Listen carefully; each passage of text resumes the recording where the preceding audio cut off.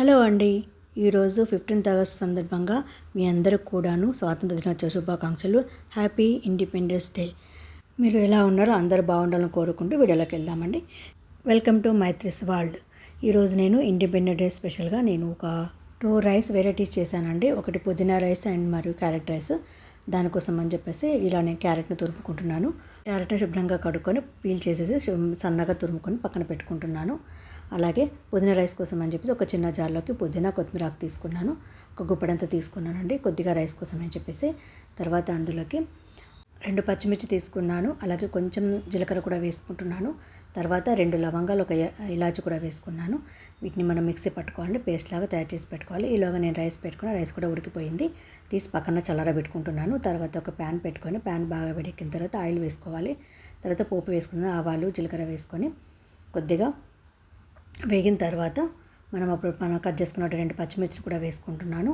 ఇది carrot rice కోసం అని చెప్పేసి నేను ఇలా వేస్తున్నాను. తర్వాత కొద్దిగా ఉల్లిపాయ వేసుకుంటాను, కొంచెం కరివేపాకు, ఎందుకంటే కలర్ మారకూడదని చెప్పేసి కొద్దిగా వేస్తున్నాను. అలాగే కొద్దిగా అల్లం వెల్లిపాయ పేస్ట్ కూడా వేసుకొని మొత్తం కూడా ఫ్రై చేసుకుంటున్నాను. కొంచెం సిమ్లో పెట్టుకొని ఫ్రై చేసుకోవాలి, లేదంటే మాడిపోతుంది కాబట్టి. ఇలా కొద్దిగా వేగిన తర్వాత కాస్త పసుపు కూడా వేసుకున్నాను. ఇది కూడా కాస్త వేగిన తర్వాత మనం ముందుగా తరిగి పెట్టుకున్నటువంటి ఈ క్యారెట్ తురుము కూడా వేసుకోవాలండి. వేసుకొని దీన్ని కూడా కొంచెం పచ్చివాసన పోయేంత వరకు మనం బాగా ఫ్రై చేసుకోవాలి, లేదంటే కొంచెం పచ్చిగా వస్తుంది కాబట్టి కొంచెం ఫ్రై చేసుకుంటే ఆ స్మెల్ కూడా ఉండదు, టేస్ట్ చాలా బాగుంటుంది. తర్వాత సరిపడంత మనం ఉప్పు కూడా వేసుకోవాలి. దీనికి సరిపడంతనే వేసుకోవాలి, ఎక్కువ వేసుకోవాల్సిన అవసరం లేదు. కొద్దిగా వేస్తున్నాను. తర్వాత అవసరమైతే కారం కూడా వేసుకోవచ్చు. నాకు సరిపోతుంది కాబట్టి నేను కారం ఏం వేయట్లేదు. తర్వాత మనం సరిపడంత రైస్ వేసుకోవాలి. నేను రైస్ ఎక్కువ వేయట్లేదు, కొంచెమే వేస్తున్నాను. ఎందుకంటే కలర్ ఎక్కువ వైట్ రైస్ వేసామంటే కలర్ మారిపోతుంది కాబట్టి నాకు ఆరెంజ్ కలర్ కావాలి కాబట్టి రైస్ కొద్దిగా వేసుకుని ఇలా కలుపుకొని చూడండి ఎంత మంచి కలర్ వచ్చేసిందో. న్యాచురల్గా ఆరెంజ్ కలర్ రెడీ అయిపోయింది.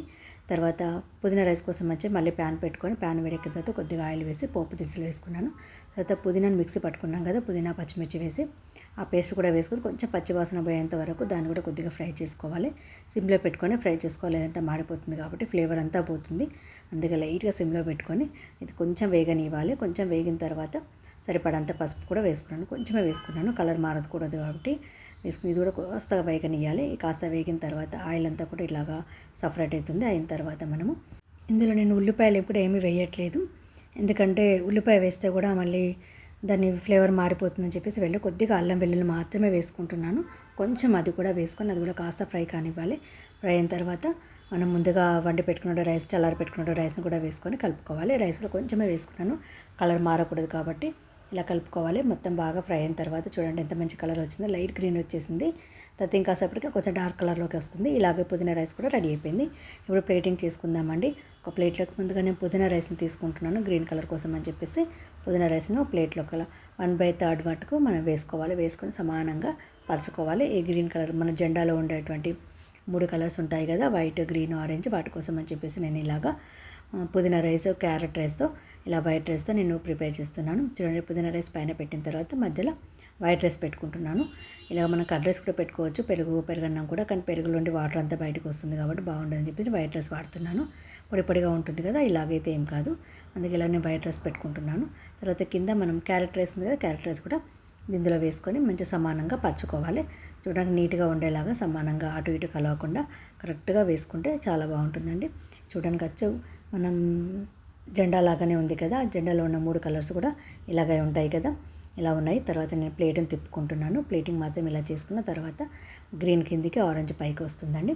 ఇలాగా మన జెండాలో మధ్యలో మన అశోక చక్రం ఉంటే దాని ప్లేస్లో నేను ఇలాగ స్టార్ ఫ్లవర్ని పెట్టుకున్నాను. చూడండి అచ్చం జెండా లాగే ఉంది కదా, జెండాలో ఉన్న కలర్స్తో చాలా బాగుంది కదా. మీకు ఎలా అనిపించింది ఈ రెసిపీ? బాగుందనుకుంటున్నాను, మీకు నచ్చింది అనుకుంటే. నచ్చితే కనుక లైక్ చేయండి, షేర్ చేయండి, కామెంట్ చేయండి. మరి సబ్స్క్రైబ్ చేయడం మాత్రం మర్చిపోకండి. తప్పకుండా సబ్స్క్రైబ్ చేస్తారని ఆశిస్తున్నాను. మరొక మంచి వీడియోతో మరొక వీడియోలో కలుద్దాము. ఇక ఉంటాను. Bye. Thank you very much.